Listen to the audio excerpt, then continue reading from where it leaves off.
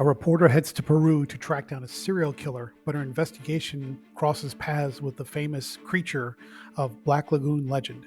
We've got it all right here in our review of Universal Monsters, Creature from the Black Lagoon, #1 from Image and Skybound Comics. See you in 3. Welcome back to Comical Opinions. This is our review of Universal Monsters, Creature from the Black Lagoon Lives, #1 from Image, Comics, and Skybound. Before we get started, let's talk about the credits. This issue is written by Dan Waters and Rom V, doing co-writing duties there. Art by Matthew Roberts, colors by Dave Stewart, letters by DC Hopkins, and the main cover A, is also drawn by Matthew Roberts and Dave Stewart. Before we dig in, let's clarify how is it that Image Comics and Skybound are doing comics based on Universal Monsters. Well, obviously, that means they got the license to do it.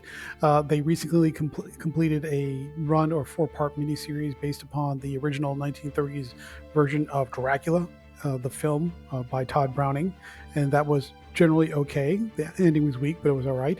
Now we're moving on to Creature from the Black Lagoon, which is a perennial favorite for anybody who's a Universal Monsters fan.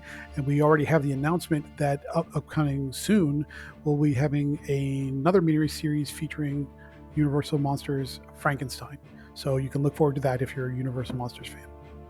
All right, so diving in, no pun intended, to issue #1. We're introduced to a reporter by the name of Kate Marsden. She is experiencing a horrific dream where she remembers or feels like she's drowning, and not just drowning, but drowning at the hands of somebody who is choking her, suffocating her, and holding her under the water. Through little snips and pieces of information, both from her editor, who is remote, and just from her own memory and conversations, we learned that in a recent story she was writing, she was tracking somebody who's suspected of being a serial killer who is known for strangling and drowning their victims, and she almost became part of that story. She managed to survive, obviously, but the event greatly traumatized her, but instead of taking it lying down, she's decided to use her investigative reporter skills to try and track this serial killer down. The serial killer Kate is tracking, a gentleman by the name of Darwin Collier, has apparently absconded down to Peru. And now we catch up with Kate as she's in Peru, and she is trying to find out where he's hiding in a particular town where she's tracked him to. And she makes friends with the local pharmacist, who she believes has received Collier as a client or a customer, and she's made friends with the manager, a woman by the name of Maria. And one morning she gets a call from Maria that Collier has shown up, and Kate rushes over there. She misses him because she overslept due to some medication to help her sleep, but Maria has captured video footage that clarifies or shows that Collier is, yes, indeed in the town, and she goes out running for him because it's only been 2 hours since he was spotted, and she believes he might still be in the area. Kate heads down to the riverfront, where a large mass of people are gathered, and they're all talking about the body. And what they hear or are explaining to Kate, because she doesn't really speak that much English, or she doesn't speak that much Spanish, she looks for somebody who understands English. She finds this little woman. The little woman explains that there's another body in the river, and that the body has been claimed and drowned by the creature who fills the lungs with black mud, hence the name Creature from the Black Lagoon. Kate thinks it's just some silly legend, but because somebody has drowned, she makes the connection that maybe Collier has claimed another victim, and that he might be trying to, he might come back for the body later. So that leads her to take the next step of her investigation, which is to go to the local morgue, who she's also made contacts with from the people who are working in the coroner's office, to say, I want to see the body. I want to know where the body's going, who's going to claim it. And she gets a little bit of a tip off, and which leads to a stakeout of the coroner's office to see who comes to claim the body. After a few hours, Kate witnesses what she's looking for is somebody drives up with a truck to claim the body. She believes it might be Collier, but she notices the driver is not Collier, but it might be somebody who's working for him. So she goes off running and manages to at least stay close enough to the small wagon to find out where they're headed to, and it leads them into a wooded jungle forest area where the body is going to be processed in some way. She doesn't know why or how, but eventually She manages to find the trail deep within the jungle. Kate eventually makes it down to the riverfront, but she's keeping it at a discreet distance to make sure she's not spotted. She sees the two men take the body that was washed up on the river down at the town, load it into a boat, and take off. She tries to get as close as she can, but it just disappears around the bend, and she's completely lost the trail. So now she's sort of got a dual mystery on her hands: is where is Collier, and why is somebody claiming this body that was drowned in the river? Are the two connected or not? But she's completely lost the trail, and she starts basically feeling sorry for herself and engaging a little bit of a pity party down by the riverfront, mostly out of trauma, but also out of frustration. Suddenly, Kate hears a strange noise behind her in the jungle. And when she turns, and she's armed, when she turns and she points her gun to find out who it is that's trying to sneak up on her, she sees these two night eyes with night shine on them, recognizing that this is not human, or whatever it is just not natural. So she starts backing off into the river to try and escape, because now all of a sudden she's freaking out and terrified. She gets into the river, and unfortunately the current is stronger than she anticipated, and it drags her under and drags her away. What she doesn't realize, because she passes out from lack of oxygen, is a pair of hands that grab her and pull her to the shore. And that's when we see that the person who saved her and brought her back to the shore is the creature from the Black Lagoon. And that's where we end the issue. What do we like about this issue? Well, admittedly, at least for me personally, I'm a Universal Monsters fan, so I'm thrilled, over the moon, to see Skybound pick up this license and do something with it, which is great. Generally speaking, the character of Kate is a flawed but driven individual. So that's somebody that you can relate to. And the reason for her to be in the Peru and be in the situation where she would be in the vicinity or in the territory of the creature makes a lot of sense. She definitely is jumping to some conclusions about the body and who's picking up the body and what they would do with it, and following them.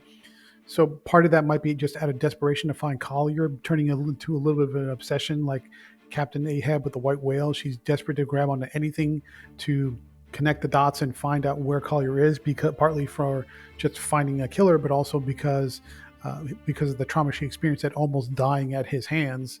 So it's all driving her almost to the point of obsession. And so that makes her an interesting character.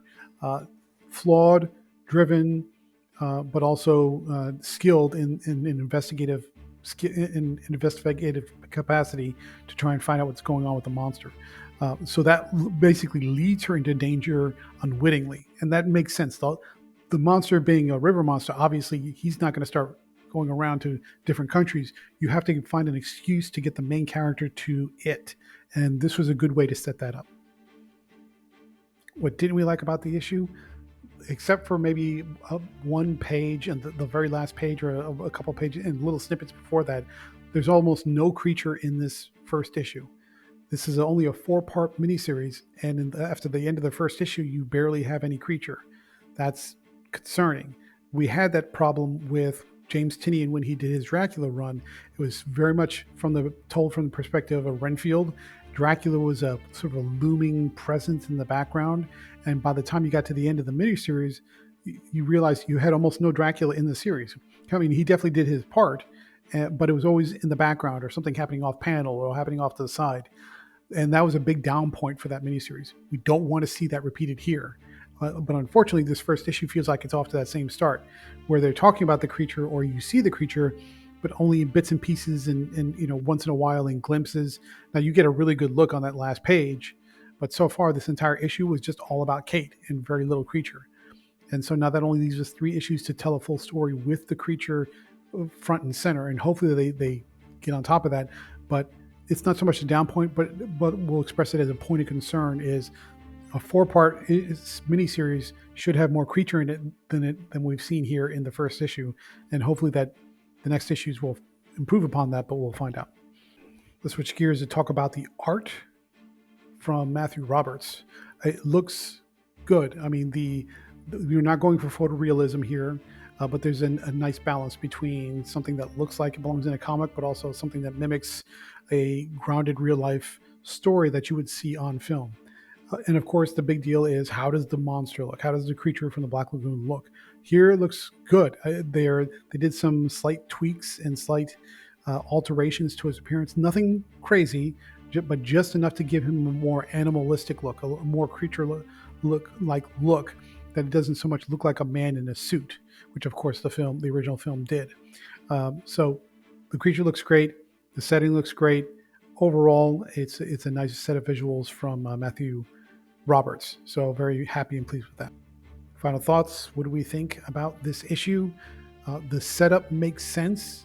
It creates a scenario where the lead character is in the vicinity of the creature without intending to be in the vicinity of the creature, and it also provides a double layer of murder and mystery.